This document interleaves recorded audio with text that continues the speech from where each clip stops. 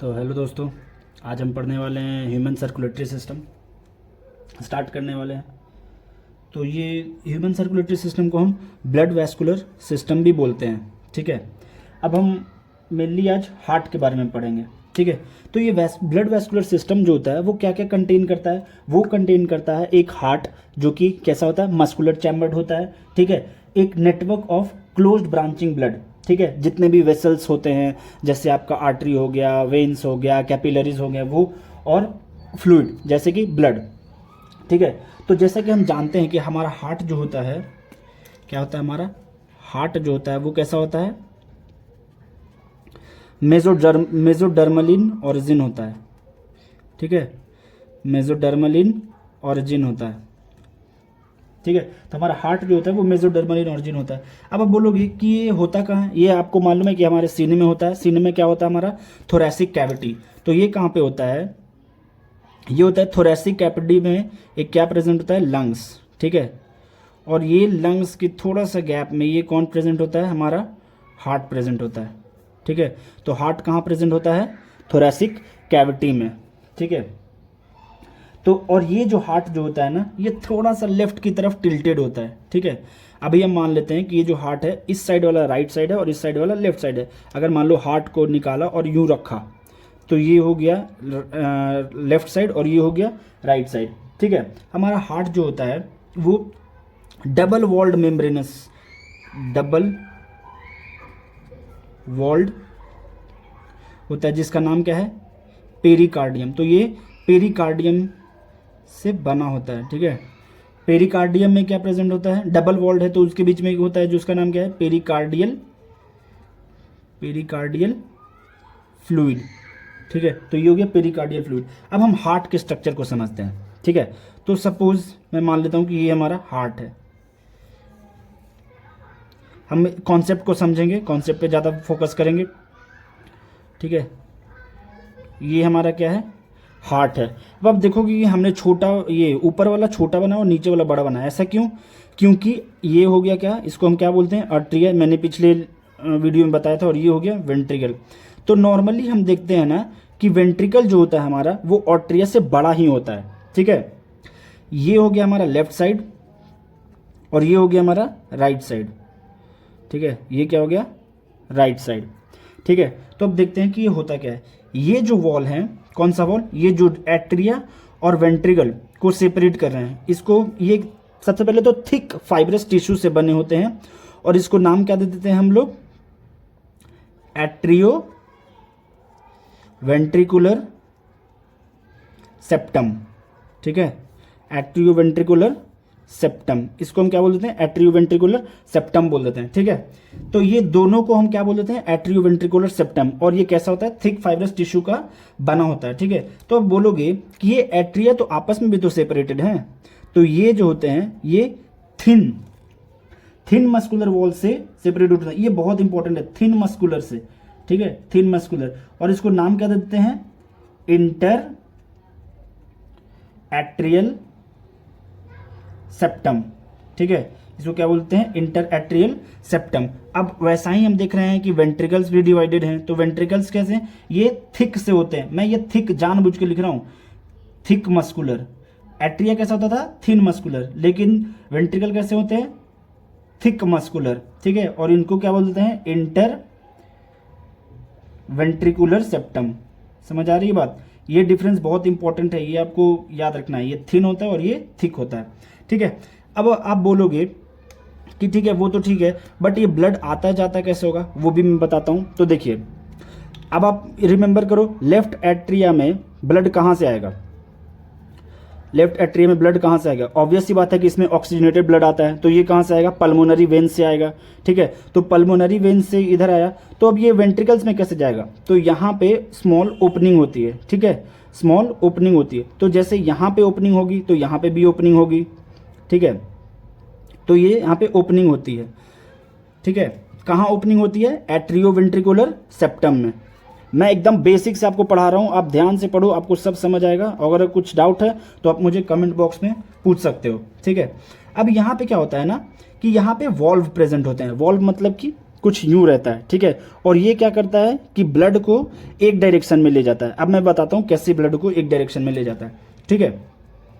तो पहले हम ये जान लेते हैं कि कौन सा वॉल्व प्रेजेंट होता है। ये लेफ्ट एट्रिया और लेफ्ट वेंट्रिकल में जो वॉल्व प्रेजेंट होते हैं उनको क्या बोल देते हैं हम? Bicuspid valve. क्या बोल देते हैं?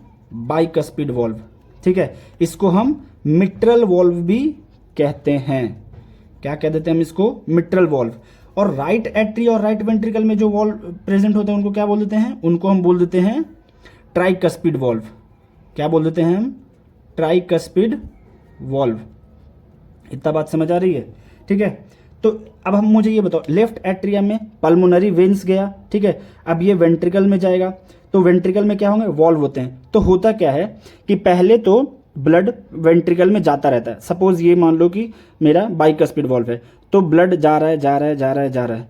तो ये होता क्या है वॉल्व कि ये valve back flow of the blood को रोकता है। होता क्या है कि वेंट्रिकल जब पंप होगा, ठीक है, वेंट्रिकल जब पंप होगा तो कुछ ब्लड ऊपर जाएंगे, तो वो ब्लड को वापस लेफ्ट ऑट्रिया में जाने से रोकता है। कौन? ये वॉल्व।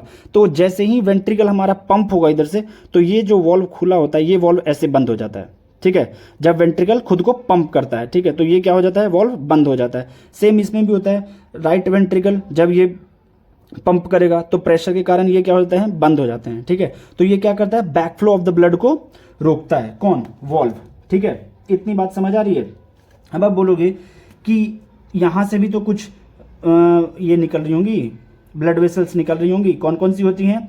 तो लेफ्ट से जो निकलती हैं, लेफ्ट वेंट्रिकल में क्या होंगे? Oxygenated blood. ये कहाँ जाएंगे? एओर्टा में, ताकि सारे बॉडी को मिले, ठीक है। और यहाँ राइट वेंट्रिकल, ये कहाँ? ये पल्मोनरी आर्टरी खुलती है, ठीक है। तो यहाँ पे भी वॉल्व प्रेजेंट होते हैं। उन वॉल्व को क्या बोलते हैं हम? सेमी लूनर वॉल्व, ठीक है। इनको क्या बोलते हैं हम? सेमी लूनर वॉल्व, ठीक है। इतनी बात समझ में आ रही है? अगर कोई भी डाउट हो आप कमेंट बॉक्स में मुझसे पूछो, मैं आपको बताऊंगा, ठीक है। तो वॉल्व का काम क्या हो गया? वॉल्व का काम हो गया कि back flow of the blood को रोकना, कि ब्लड वापस से फ्लो ना करे, पीछे फ्लो ना करे, ठीक है। इतनी बात समझ आ रही है? तो अब हम पढ़ते हैं। जैसा कि हमें मालूम है कि हमारा जो पूरा हार्ट है वो किससे बना होता है? कार्डियक मसल से। तो ऐसे ही कुछ कार्डियक मस्कुलेचर होते हैं जो कि बहुत स्पेशलाइज्ड होते हैं, बहुत स्पेशल होते हैं, जिनको हम क्या बोल देते हैं? नोडल टिश्यू, ठीक है। नोडल टिश्यू बोल देते हैं। तो ये क्या होता है कि ये कुछ एक नोडल टिश्यू जो होते हैं वो राइट कॉर्नर पे, राइट एट्रियम पे प्रेजेंट होते हैं, जिनको हम बोल देते हैं क्या? साइनो एट्रियल नोड, ठीक है। इनको क्या बोल देते हैं? Cyano atrial node. और उसी का प्रेजेंट होता है लेफ्ट में, यहाँ पे राइट इसमें, इसको हम क्या बोल देते हैं? एवियन। एवियन बोले तो एट्रियो वेंट्रिकुलर नोड। ये कहाँ पे प्रेजेंट होते हैं? Right upper corner of the right atrium, और ये सेप्टम के नजदीक होते हैं, ठीक है। अब इनसे क्या निकलता है? ये नोडल टिश्यू निकल रहे हैं, ठीक है। ये सारे नोडल टिश्यू कहाँ? पूरे हार्ट के वॉल से गुजर रहे हैं, ठीक है। अब यही जो नोडल टिश्यू निकलते हैं ये छोटे छोटे फाइबर में कन्वर्ट होते जाते हैं, ठीक है, छोटे छोटे। और ये पूरे वेंट्रिकल्स के वॉल पे क्या हो जाते हैं? पूरा डिस्ट्रीब्यूट हो जाते हैं। और इन जो छोटे छोटे फाइबर्स हैं, माइन्यूट फाइबर्स हैं, इनको क्या बोल देते हैं हम? परकिंजे फाइबर्स। इनको क्या बोल देंगे हम? परकिंजे फाइबर्स। अब बोलोगे कि ये नोडल टिश्यू तो हैं, वो तो समझ आ गया, बट ये नोडल टिश्यू करते क्या हैं? तो ये नोडल टिश्यू जो है ना, वो क्या करते हैं कि ये ऑटो एक्साइटेबल होते हैं। ऑटो एक्साइटेबल बोले तो मतलब कि वो खुद से एक्शन पोटेंशियल जनरेट करते हैं, ठीक है। तो साइनो एट्रियल नोड अपना एक्शन पोटेंशियल जनरेट करता है। एवीएन, जिसको एट्रियो वेंट्रिकुलर नोड बोलते हैं, वो क्या करता है? अपना एक्शन पोटेंशियल जनरेट करता है, ठीक है। तो इससे क्या होता है कि ये जो एक्शन पोटेंशियल जो लाते हैं, तो इसके कारण क्या होता है कि हमारा जो वॉल जो होता है हार्ट का, वो क्या करता है? कॉन्ट्रैक्ट करता है या रिलैक्स करता है, ठीक है। तो साइनो एट्रियल नोड का कितना हो जाता है? 70 to 75 पर मिनट, ठीक है। और एट्रियो वेंट्रिकुलर नोड का क्या होता है? 40 to 60, ठीक है, पर मिनट, ठीक है। तो हमारा जो होता है हार्ट बीट जो होती है वो कितना होता है? 70 to 75, मतलब कि 72 पर मिनट ले लेते हैं, 72 बीट पर मिनट ले लेते हैं, ठीक है, एवरेज ले लेते हैं हम। तो 72 पर मिनट। तो ये कौन जनरेट करता है? Sino atrial node. इसलिए हम इसको क्या बोल देते हैं? Pacemaker. हम क्या बोल देते हैं इसको? पेसमेकर, ठीक है। तो इसके कारण ही हमारा हार्ट जो होता है वो कॉन्ट्रैक्ट और रिलैक्स होता है। जो हमारा रिदमिक कॉन्ट्रेक्टाइल एक्टिविटी होता है हार्ट का, जिसके कारण ब्लड पंप होता है, वो किसके कारण होता है? इन नोडल टिश्यू के कारण होता है। और हमारे हार्ट में किसके कारण होता है? साइनोएट्रियल नोड के कारण होता है। इसलिए हम इसको क्या बोल देते हैं? पेसमेकर, क्योंकि एक पेस मेंटेन करके रखता है, ठीक है। इतनी बात समझ आ रही है? तो इसके कारण क्या होता है? हमारा हार्ट पंप करता है, ठीक है। और ये कैसा होता है? ऑटो एक्साइटेबल होते हैं, मतलब इनको बाहर से कोई एक्सटर्नल स्टिमुलस की जरूरत नहीं है, ठीक है। इतनी बात समझ में आ गई है? तो अगले वीडियो में हम स्टार्ट करेंगे कार्डियक साइकिल। अगर कोई भी डाउट हो तो आप कमेंट बॉक्स में पूछें, और वीडियो पसंद आई हो तो वीडियो को लाइक करें और चैनल को सब्सक्राइब करें।